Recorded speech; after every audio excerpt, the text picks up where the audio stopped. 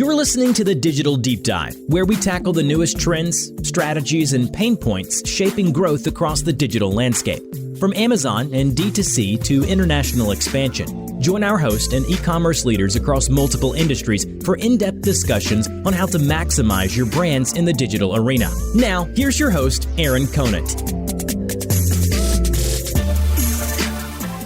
Well, hello, everybody, and welcome back to the Digital Deep Dive podcast. I'm your host, Aaron Conant, and today we're going to do kind of a deeper dive into cookies as a whole, lifetime value of a customer, lifecycle marketing. A lot of this coming out of the David Koss podcast we just did. Hopefully, this is the one that's coming right after that, because in that we dove into it just a little bit. We scratched the surface, and David brought up a company called Blotout and then made a connection over to Mandar here.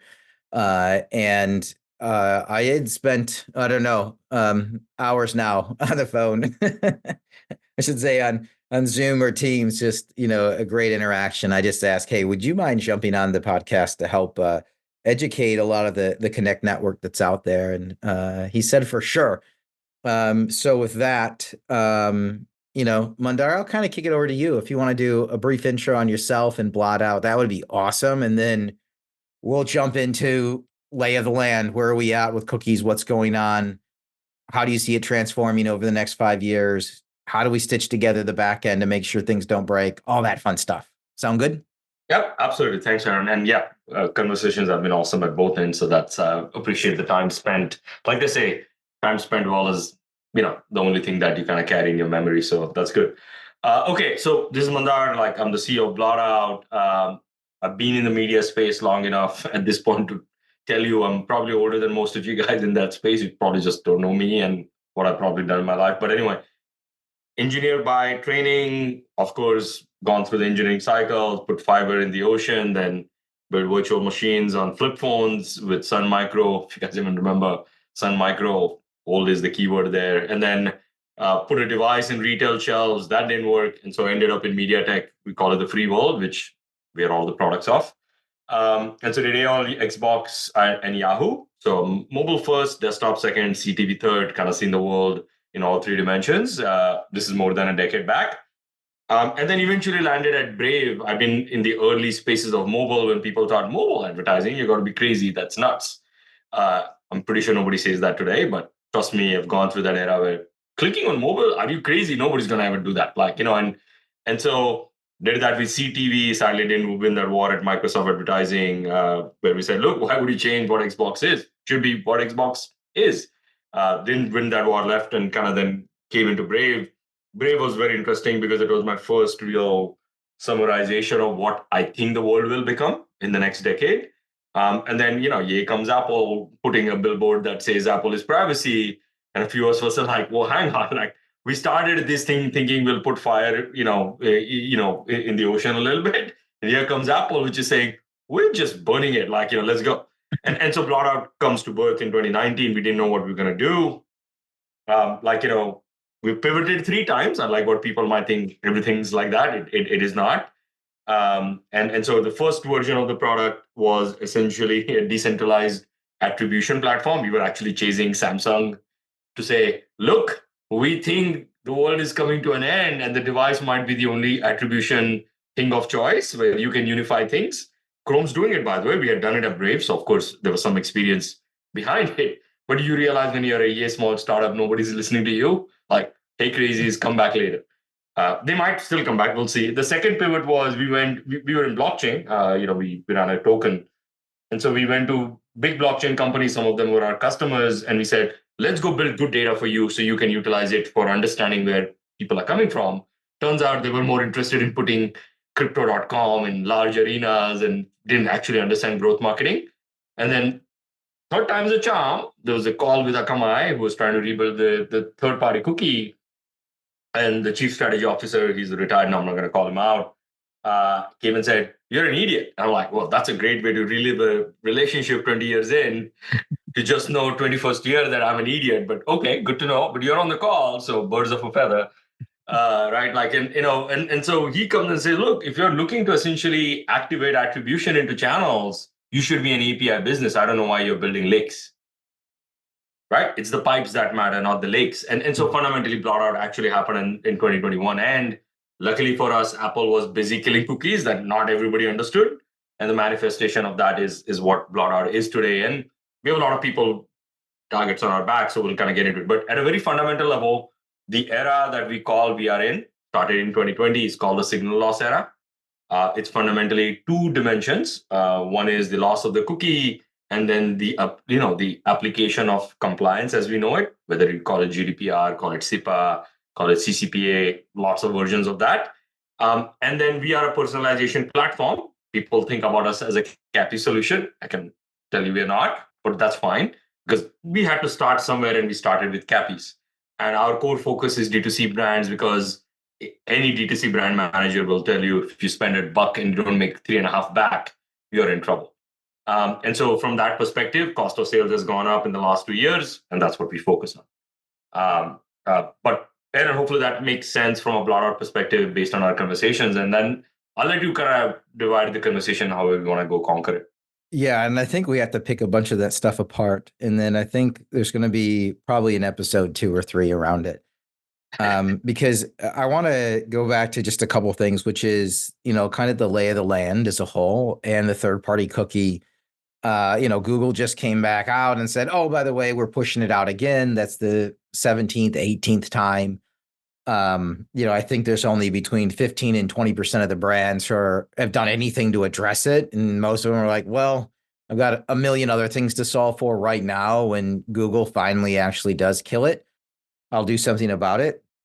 And then, in some of the conversations we're having was like, well, it's almost gone anyways. And so with the iOS 14 update, would love to hear kind of where you see that space right now and how people should be thinking about it. And then what's the next level that we need to get to as a whole? Yeah, great question, right? So let's break down the landscape itself because it's important to understand how everybody's applying these changes. So one dimension is Apple, not Safari, Apple. Important to understand, then I'll clarify why. Second is Firefox, which is 3% of the market, so honestly matters and doesn't matter. And then there is Chrome, right, which is the dominant browser, but sadly has to sit in Apple's world and its own world, right, which is Android and desktop. So if you take the iOS penetration, I'm going to focus on the United States as an example because Europe's hard, rest of the world matters, but not as much. And so if you take the US breakdown, a dominant amount of internet consumption happens only through Apple devices. So in 2020, Apple actually killed all third-party cookies on every browser on any iOS device, including Chrome. And if you break down Chrome, you're going to find out that 40% of Chrome actually sits on an iOS device to start with. And you ask any D2C merchant, which is the space we are kind of talking about, using that as an example, most guys will say, Android is great, but really not my focus. It's always iOS. And that sort of answers your question. The reason none of us saw that cookies had deprecated in 2020 is COVID happened. And all of us were buying things because the government was just paying us a lot of money to say, go nuts, boys. We know we are all starving. And so the idea was the reason it doesn't apply that much is a third of GMV for D2C brands goes back to Meta, right? And remember, Meta doesn't have a targeting problem. Every user is logged in Instagram or Facebook.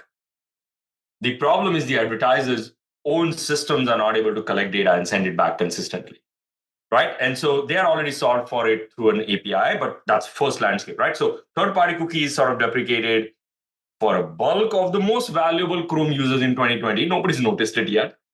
And so for everybody who's waiting for something magical to happen, you're already in the garbage territory when it's coming to a D2C brand, right? And so whatever Chrome's about to do, honestly, doesn't matter because you and I both know iOS is where most of the transactions are happening, or at least the most valuable transactions are happening.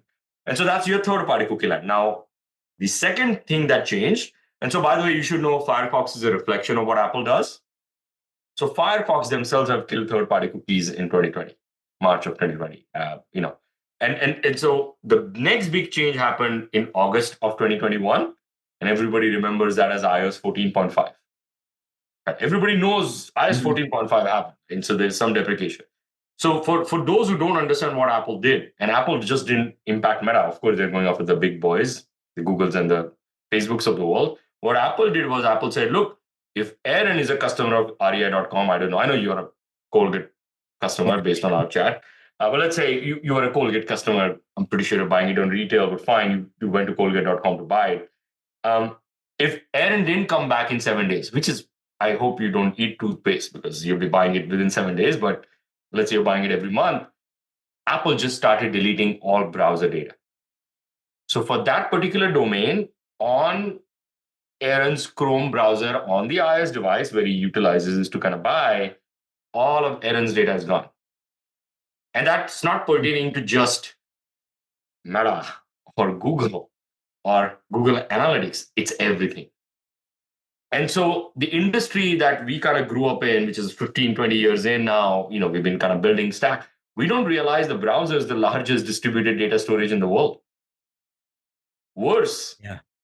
Our identities are the ones that are stored in it, and we are the actual product, right? And so when Apple made that change, it made logical sense to say, look, if the user is not that loyal and they're not coming back, they're not a logged in user, fundamentally, we don't want you to track it, right? But when they said they're essentially going after third parties like Facebook or like, Google to say, you cannot perpetually track users on our devices, even though you have to ask the question saying, I didn't know that Apple was the guardian of the internet, which is a separate topic for another day. So iOS 14 point is they're talking about App Store, like, you can't do this, you can't do this here.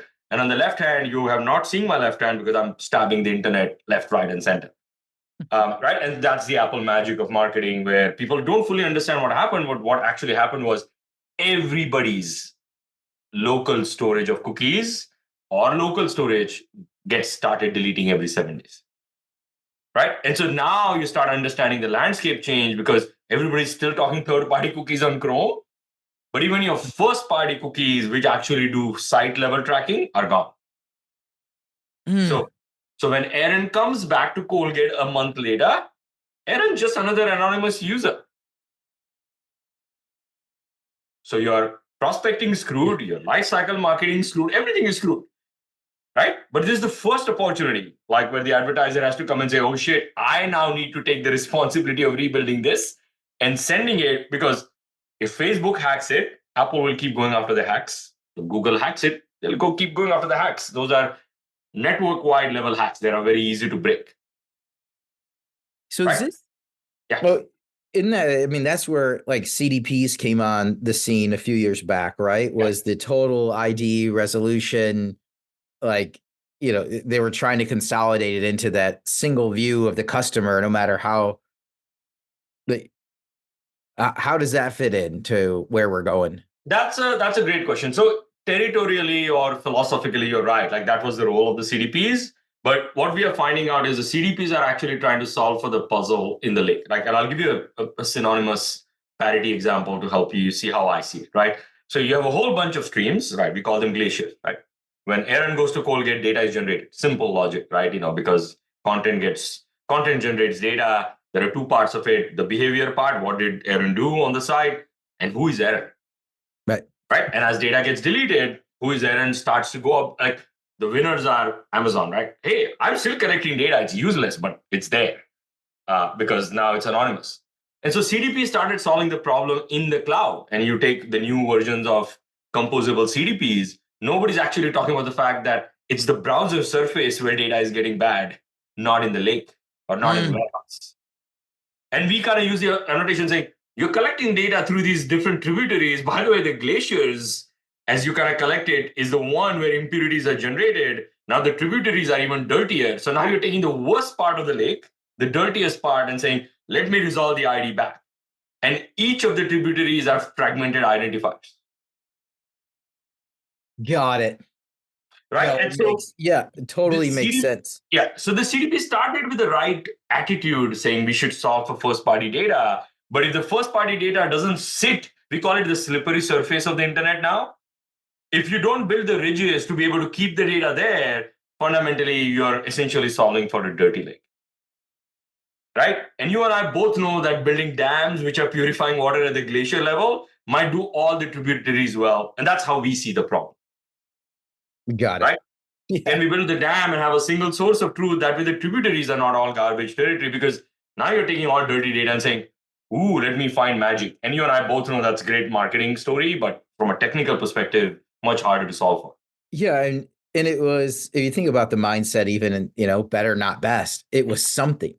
Like people were asking for anything. Help me out in any way, shape, or form.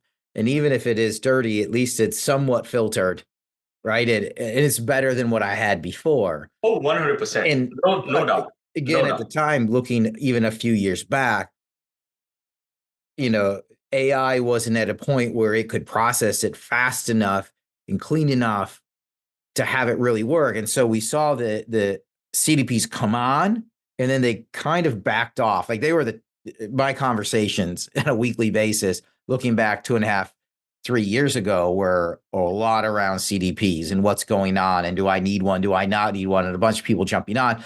And it was a fantastic idea. It was better than what they had, but not necessarily where we can get to today with the current state. Okay. That is correct. Remember, the CDPs make total sense and first-party data makes total sense if the loss was third-party cookie related, which is where the industry is even now. When you talk to the industry, people haven't realized that when the first-party cookie gets deprecated, fundamentally now you're dealing with two-dimensional problems, right? With a single dimension solve for it.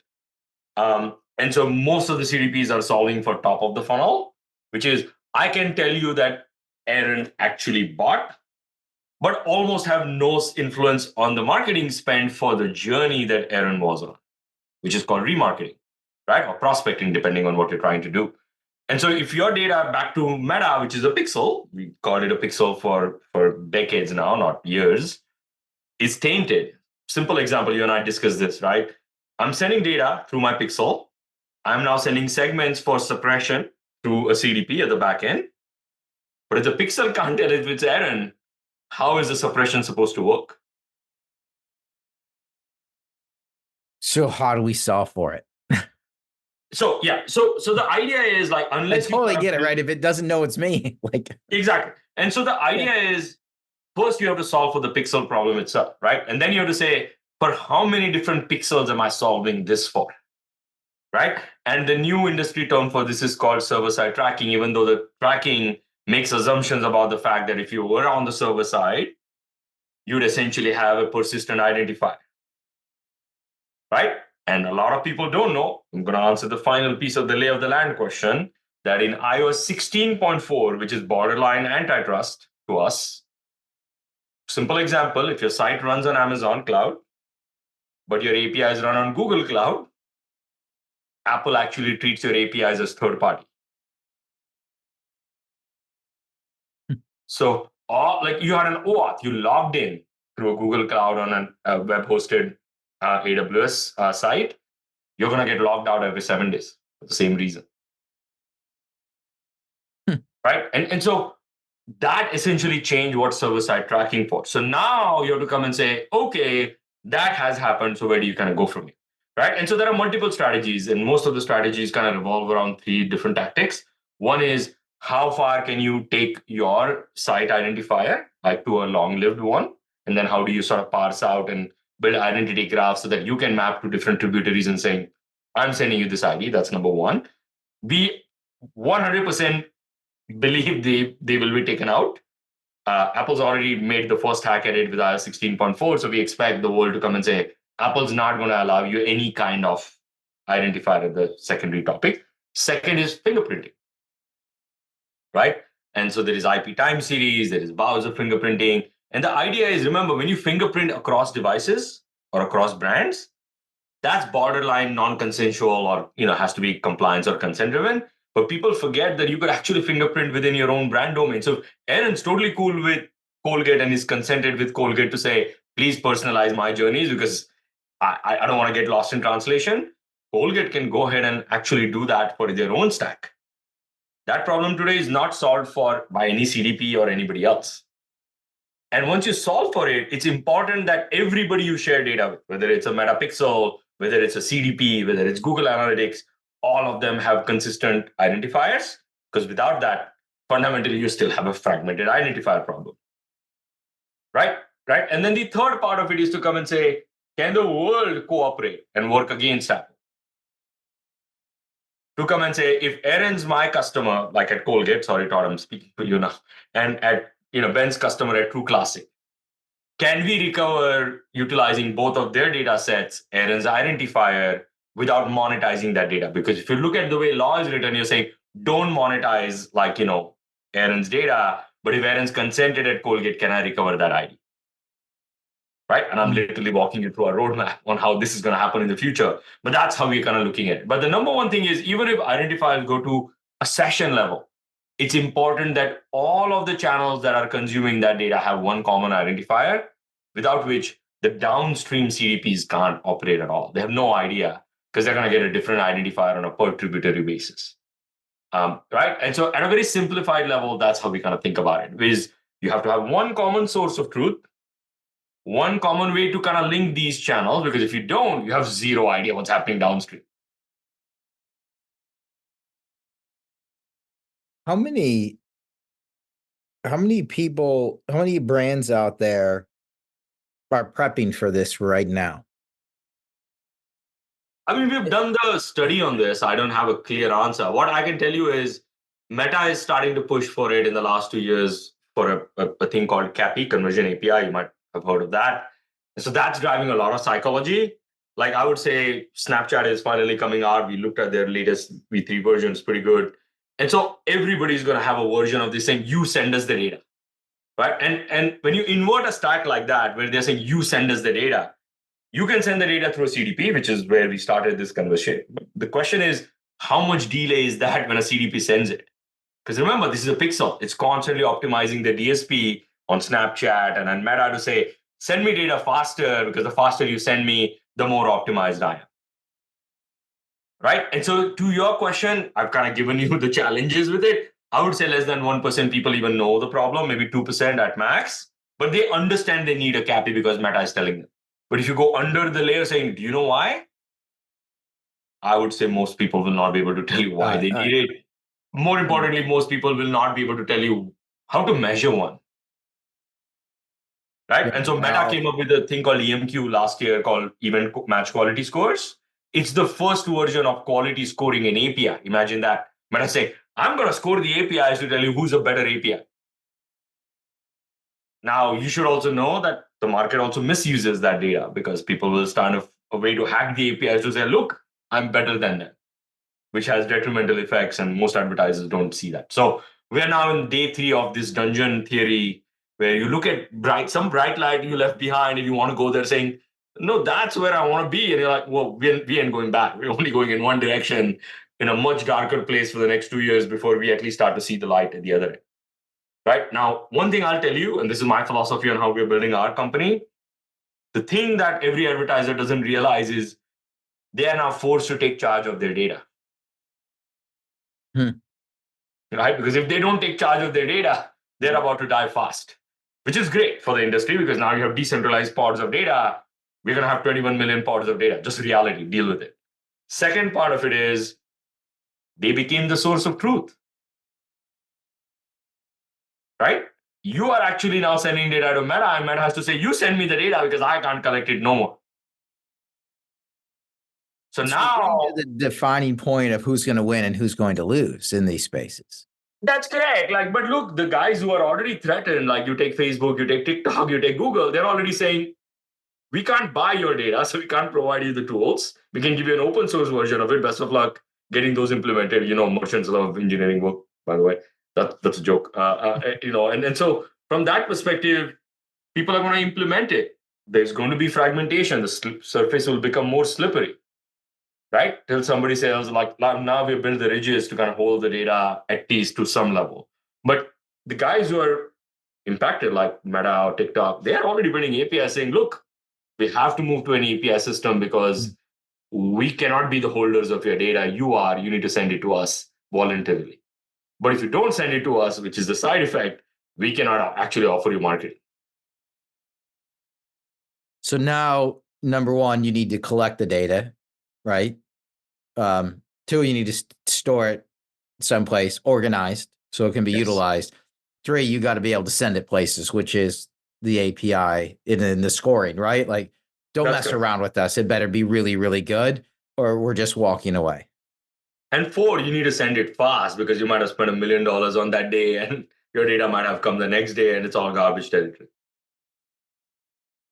So can we walk through how do we collect the data then? Yeah, look, like I said, we go to the example where Aaron went to Colgate. Yeah. Right? There's only 2 parts of the data. Well, now there are 3, and I'll explain the third one. So as cookies get decimated, you're clicking on an ad on Facebook. I'm going to make that example. Like, I'm not a Facebook user, so I wouldn't know, neither am I an Instagram user. But let's say you click on an ad on Facebook. Mm-hmm. Facebook saying, I know who you are. Now, there are complications on where you clicked on that ad on Facebook, because if it's on Apple's territory, Apple will levy their own law. I'm not going to get into that. There are complications on complications, right? As the world kind of evolves. You click on an ad, Facebook actually sends an identifier that if you go into history, you'll see it launch in 2020, called the Facebook Click ID. So Facebook says, every advertiser gets Aaron's identifier. We don't tell you who it is, but we know how to identify, a Facebook Click ID if you send it back to us. Back in the day in 2020, first-party cookies were not deprecated. That happened in September of 2021. Those IDs were just injected into your first-party cookie and were emitted back on every single event. Nothing changed. Right? You needed only a conversion event for view attribution, because if Aaron never clicked and still bought, Facebook wants to say, I want to go find more errands for you. So that's called view-based attribution. And so at a very fundamental level, that's the trick. So the third variable is not just organizing data. It's also looking at all the incoming variables and graphing them, because until Aaron has given their first-party identifier, those variables become the prospecting tactic in each channel. They need to now collect data for Facebook, TikTok, for Google Click ID, they need to collect fingerprints. If you're assuming the future is not persistent identifiers, a lot of that. And so you need tacticians who understand how the internet surface is moving. And when Google makes the cookie change, they should not have to kind of worry about it because you've already taken care of it. Right? And most of the CDPs are kind of focused on first party, which is when Aaron's already given the data. So the segments of the world, the Rudderstacks of the world, they don't hyper focus on the change in the world, which is, hang on, when a new identifier comes in, how do I sort of implement that as part of my data pipeline stack? Right? And the new generation guys are pretty good at it. Like, the server-side stack guys are pretty good at it. And so 3 variables. One is what came back to me. I need to persist that. Second is, can I actually build a durable ID? Third is, when Aaron gives first-party data, can I collect it? And you take the 3 and say, how far can I take the graph? Right? And then that graph essentially disseminates APIs, calls into your CDP, into your meta, so that one common graph is sort of disseminated. That graph essentially becomes your first-party identity stack. That graph needs to be able to disseminate data fast to Meta, to TikTok, because that's where every time you don't send the data, you lose money. Right? It also replenishes your lifecycle marketing stack, because if you come back and you look anonymous to Colgate, that identity stack says, well, we know it's Aaron, we're good. Here is an event for Aaron. And so now it starts kind of replicating, because each of the mid-funnel guys like Attentive or Klaviyo, they're all CDPs in their own right. And so the term CDP is kind of losing its own definition, because everybody's a CDP now. And we're like, look, everybody has to be, because if you're not managing identity, there is no more free identity on the browser. Right? But there is a stack that connects all these stacks. And that's why when you talk to Blotout, you're saying, we're not competing with you SaaS guys. We're just trying to empower you so that you can kind of get on with your lives. Because the value depreciation is very visible in the mid funnel and the top of the funnel. So then performance must go up. We call it restoration, like, restoration theory rather than going up. And so, yes, the answer to that question is 100%, right? When you have better signals and then you're hyper-focused on signals as a company, that allows performance to go up. Zero doubt about that, right? And very measurable in some platforms. Some platforms are just built right to be able to segment and see them. Some platforms at times is very hard and they're multivariate, like Meta. You might have done the right thing on the data side, but have screwed up elsewhere. Like, I'll give you a classic example of a gentleman who posted about us on YouTube and then went and said, it didn't work for me, but actually never checked that he was suppressing so heavily that when we fixed the data stack, performance dropped because he's only buying new customers. Right? And so you'll be surprised a lot of the marketing guys actually don't understand how data works because they've never had to. Like it works. I'm doing all the parts of the puzzle. And so now suddenly education is becoming a topic because without that, people are just guessing and throwing things on the wall. I mean, yeah, it was digital marketing was so easy for so long. And like you're saying, even when the 14.5 update hit, when we're hitting COVID and everybody jumps online, it seemed so easy to do. It just did. And, you know, they were looking at their businesses growing and just thinking, hey, I look at how amazing I am as a marketer, where in reality, it was only going up because everybody was shopping online. And now we're getting to a point where there's a massive focus around profitability, but also around performance in the teams and what's going on. And at the same time, what are we doing? If I have to be the collector of data, how am I holding it? What am I storing? And then how am I communicating what's going on? You bring up GDPR, CCPA, like, I mean, it's just a different space that you're, like what you said, they've never had to worry about it before. Now they have now to. they're going to have to, Yes. and there's a massive education. Like you could probably do a month-long course on this, and at the end, only have 60% of the people get it. That is right. And mind you, we talked about two dimensions, right? Advertiser zone identifier and like the state of compliance. We have yet to kind of talk about what happens to these DSPs when the data is so fragmented across all of. They've had a very consistent stream of data for a very long period of time. Suddenly, 2% guys are solving for the identity. Some of them are not. Some of them are giving delayed data. Some of them are just running pixels. There's no APIs at all. 60, 70% of the market. How does a DSP respond to that? And so now that I'm not going to go, maybe you and I kind of have a chat like on that specific topic on a separate sort of, so what's happening to Meta's DSP? What is happening to TikTok's DSP when all these fragments just randomly show up with crappy data, okay data, mid-okay data, oh, great data? How does it handle it? Because their signals are getting breakages like crazy. And so that's why I call it the day 3 in the 10-day journey, because we're about to enter a very dark space where everybody's going to claim a lot. And like at the end of the day, there's only 2 relationships, right? You are going to Colgate, not to Meta, not to Google. Colgate has to take charge of that data because when shit happens, they're going to get sued. You are going to be the one saying, how did my data end up there? It was not meant to end up there. Right. Right. And so we actually see all of these changes, which are painful in nature and educational in nature, are actually going to push towards a lot of decentralization of data, which is a good thing.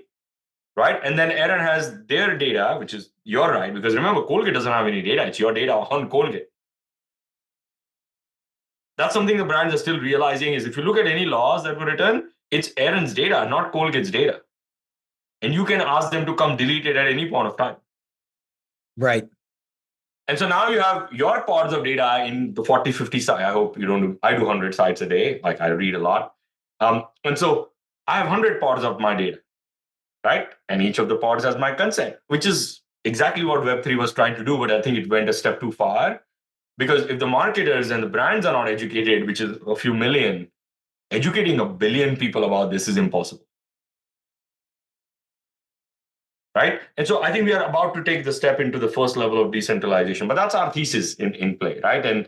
And we do believe brands should have the right to be able to kind of talk to Aaron and build personalization stacks around it, but they need to take charge. And so the way we look at the problem is SaaS cannot solve for more SaaS. And that's why we kind of claim to be an infrastructure company, right? You could have that debate with me. I said claim for a reason, but we are essentially saying don't send Blotout the data. You keep it because 2 days from now, somebody might come and ask the question saying, but how do I trust Blotout? Right. And so that's how we kind of think about it, right? Where we say Colgate's got to go do their own thing and take in charge because you haven't asked me the money question saying, how are consent providers able to identify when the rest of the worlds are dying? And so they're not. This whole world just gets harder and harder for the digital marketer. It is. But I think it's a push in an interesting direction because you and I haven't debated yet saying why does Apple have the right to decide to delete cookies?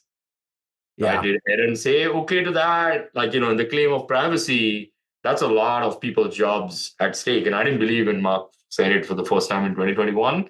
As somebody who's in the space, I can see it now. Like, anytime something goes bad, people's jobs just kind of get screwed because they rely on Meta so much, which is a problem. And so from that perspective, I do feel we are going to have a couple really hard years, right? And I do not believe the current internet infrastructure affords Colgate to have a persistent identifier that they'd be in control of. We do believe 2 years from now that won't be the case. Apple will not let that sit. And so from that perspective, we do feel like we kind of work towards that. But again, I don't want to discuss that because that's such a complicated topic in it itself that takes like a week to fully kind of get through it. They're saying it's almost it's a whole course. It's literally. It is. But look, we might actually finally understand how money gets burned and how we use it and how we need to optimize it. And as Colgate starts to understand, so I'm using Todd's company as a way to kind of, utilize this. But as they start to understand that they actually get to decide what data goes to every partner, you may or may not be surprised. I actually think marketing will start winning that battle on not just trusting attribution at the garden wall levels. Yeah, I do agree. If we're looking out a few years here, once the right tools are in place, I mean, that's the ideal situation. You own it all in a compliant manner, and then you can do what you see fit with the data and who you're going to market to and on the different platforms they are. Can optimize spend, eliminate waste, all that fun stuff. Like you're saying, just setting money on fire over here, but you don't know it. It's going to get there. It's just right now, I agree with you. The next few years are going to be very, very interesting as a whole. Man, I bet just sitting back, like soaking in the conversation for, the past half hour. So do you have questions for me? Like, Yeah, so you are a better guide than I am. Like, I've been in this industry too long at the deep end of the pool, as I call it. Like, you've never seen me because I was underground plumbing the pipes. I've done my media sales world, but I don't kind of get involved with that. And D2C is very new for me. And I know you've kind of based your entire company around merchants and commerce.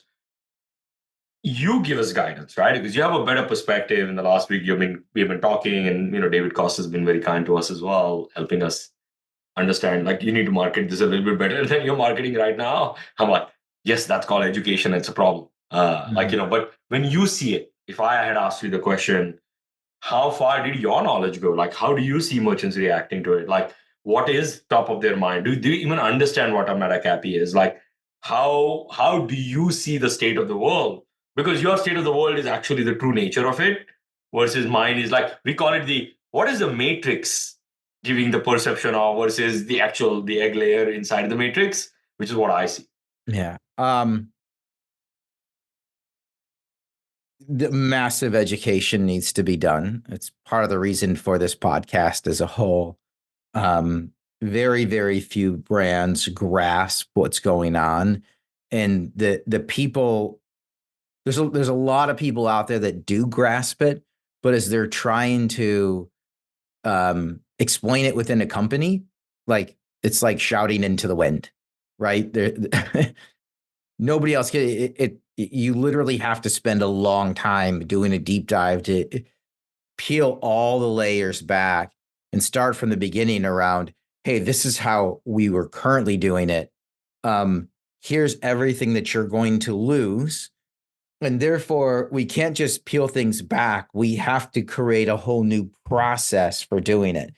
And at the same time, people are being challenged to deliver on numbers, right? And it's that the other thing that's happened with just third-party cookies, the narrative that's out there is, hey, Google's going to keep pushing it out. So we've got time. And even if we do, everybody else is going to be in the same boat as us. So we are just going to wait.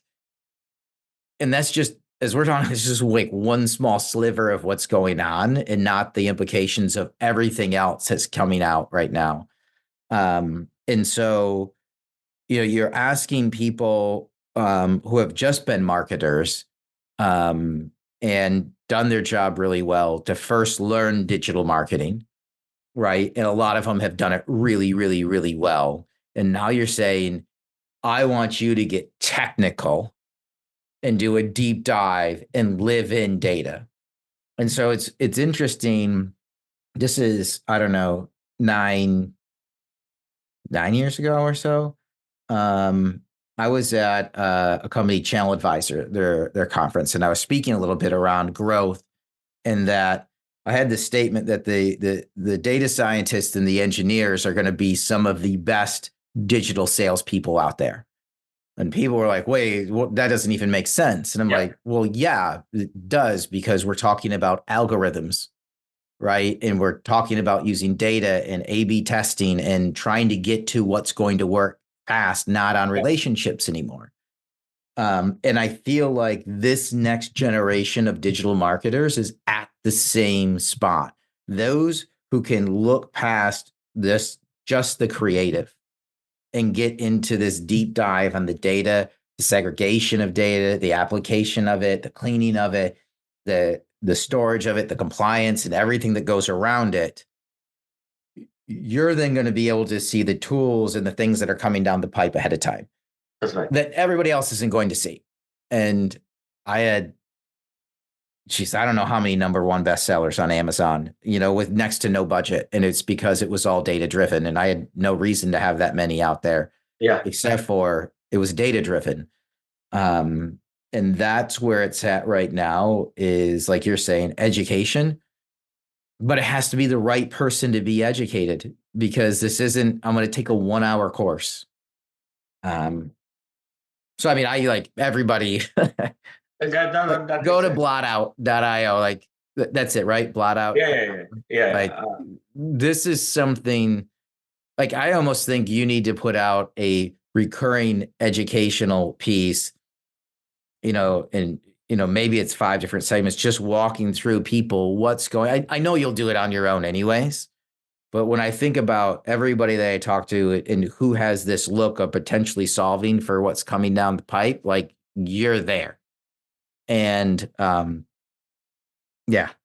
it's an interesting time, right? Like, because we are already seeing like shifts even in the third-party cookie market, where IP address now starts becoming the identifier along with email. Email's already kind of an identifier. And people don't realize when they drop a third-party cookie script, they're like, yeah, I got this data. I'm like, yeah. And you also sold yours for $0. And that's what people have never fully realized, why there are, like, none of us, and this is, Todd, I apologize for calling your company out, like, like, none of us have a relationship with Criteo. So why does Criteo manage my data? And so that's, I think, where the world's headed, right? Like, what is these relationships? And it's going to get hacky for a couple of years. We see that. Like, and you and I haven't yet talked about what happens to the site itself. So we'll get that in a minute. But I do have one very specific question, right? And this is going to be a hard one. You know a lot of brilliant people, all marketers. You've already made some introductions. Thank you for that. Let's say your top 100 guys that you go to first, like to say, okay, do you know this?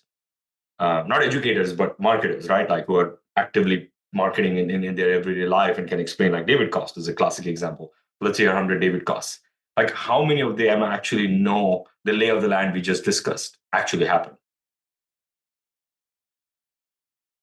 Next to none. I mean, even in those conversations I have, that they have an idea, but not at this level that they need to. They know things are going on. They know they need to address it. But they have so many other things that are going on. Like, they just don't have the time. They just don't have the time. And they still want to see their kids at night, take their spouse out to a movie, right? You can't live there, but you got your day-to-day, and they've got big numbers to hit, and there's more pressure than ever, and things are slowing down. And so they're trying to expand, but they need to focus on it. But there's so few. That makes sense. There's so few. I mean, I live in this space, and I just talk digital strategy with brands all the time. And you see my brain like crack open as we're talking. Like this, I read a lot of the stuff that we do are basically, as I'm connecting with people, hey, let's go over digital strategy. What's going on? And then we jump into, hey, what are the biggest pain points you're solving for? Like help me craft the content that we're going to do. Help me determine the topics for webinars, the dinners we're going to do. Like, even if we're doing just an experiential event, what's the common theme and group of people we can get there for it? Like, that's where I live, is basically in pain points and strategic initiatives. And this doesn't, I mean, outside of leaders like David, like, this doesn't come up. And then it would have, and it just doesn't happen. It hasn't yet. So, but I think it will. That makes sense. Can I ask one more? Yeah, for sure. Yeah. Like, how much do you think, like, Facebook claims AI this, AI that, like, I'm an old guy. For what it's worth, I have very cynical views of, I don't understand what AI has to do with identity, but fine. Maybe machine learning, linear regression, density curves, like things like that. How much of this do you think each of the platforms, and most of them are not gifted enough to solve for it, so let's assume that would be the case, would actually solve for it without any identification signals from advertisers? Today they're not. They're clearly asking you to implement an API. So we know that they're saying, look, if you can do it, great. It's a gut question, mind you. This is not I don't have the answer if you'd ask me the question as well. So I'm just trying to kind of get your gut more than anything else. Yeah. I think they can figure it out. And I think they can figure it out because in the AI space, which everybody wants to get to personalization, who's got your data? Amazon's got your data. Guarantee it. Shopping has its browsing habits, and you're consenting as soon as you log in. Yep. Google's got it. Facebook, Meta, they've got it. Like, these big companies have it, and they have the computing power to organize it, clean it, and make it ultra powerful, so that when AI steps in, it's got the biggest reservoir of the cleanest, crystal clear data.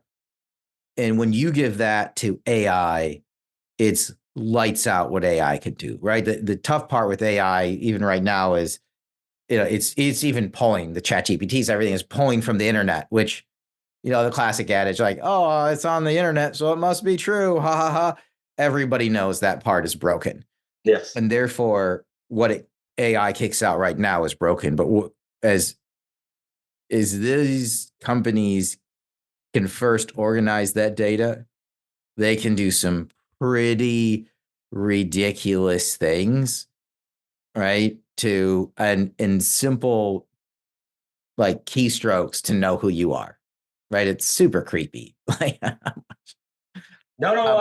agree. And so the debate we have in our company, which is game theory, right? Like, it's hard, but you need to have to kind of play that out, is to say, how much deprecation of data do these large boys, right, who are essentially getting Aaron's pulse? Like, I'm pretty sure Zoom is hopefully not sending our data, but maybe, pinging Meta or Google or somebody along the way for reporting analytics, is essentially coming and saying, so if all of these identifiers go away, which is what Apple's been trying to do, like, what is the impact on each of these guys, right? But are we feeding the monsters to now essentially grow that much bigger? Because nobody else can compete, period.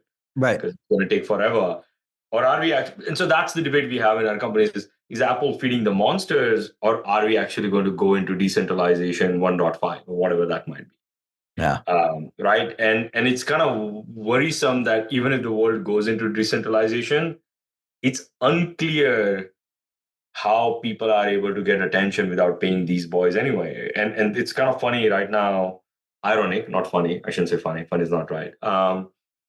We pay Meta to send our data so that they can optimize traffic for us. And for all the merchants who I know, there's a lot of them, there's a lot of agencies denying it, which is not good for our business, but fine. Like, all of the merchants who kind of were dying when Meta was hurting, it was crazy how they lived off of it. Like, the moment it was not performing, we saw email opt-ins go down. So we saw mid-funnel guys get impacted. We saw Google search going down. Like it's just weird kind of statistical behaviors. You're like, we didn't even fully understand what was going on until that point. That was our first like, holy crap, when Meta doesn't work, the rest of the engines fail. Yeah. It was an interesting viewpoint. But yeah, I mean, that's where we play the game theory chessboard every day to say, it's interesting. I don't know how to lose. So they're not going to lose. That's the one that I say they're not going to lose. They're not. But it is interesting. I would say, as we kind of wrap up here, that I think at the end of the day, brands are very thankful for people like you out there solving for the problems they don't even know exist yet. Like, so that's, I appreciate that. As I'm trying to rationalize, like, what's the thought, the overall sentiment is people are like, I don't know if I'm ready for that yet. I do think it's coming down the pipe. Yes. I'm so glad somebody's solving for it because they know nobody internally can solve for it. So, Good stuff. But Mandar, thanks so much, everybody. Mandar Shinde from Blotout. Check out the website, ping him on LinkedIn, blotout.io. Again, thanks so much for what you're doing for the network, for the great conversation. And with that, we're going to wrap up this episode of the Digital Deep Dive. Thanks, everybody, for listening in. Thanks, Aaron. Appreciate the time.